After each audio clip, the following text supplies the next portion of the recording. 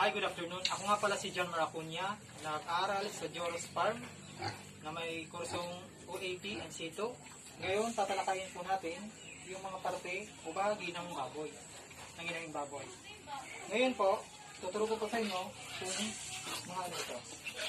Ito po yung kanyang tenga, ear, ito yung head, snout, ito yung jaw, tapos ito naman po yung neck, tapos ito naman po yung forehead, tapos ito yung back, tapos ito yung ram.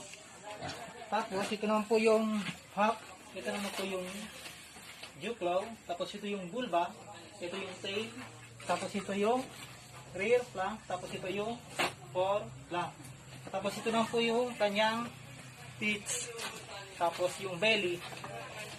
Ayan po. Tapos pala, ito pa po pala yung knee, tapos yung cannon bone, yung pastern, at yung kanyang toes or foot. Yun po. Okay.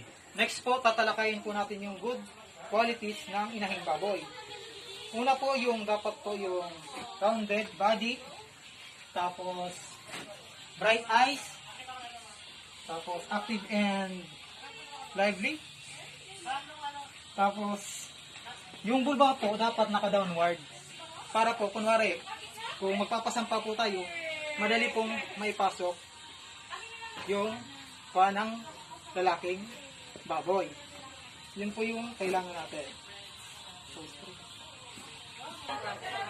Tapos, well-developed. Tapos, no deformities. Kailangan po walang kapansanan yung gagawin natin inahing baboy. Tapos, dapat po, yung ham niya is matatag para po, kunwari, pag nagbuntis siya, kaya niyang dalhin yung kanyang anak.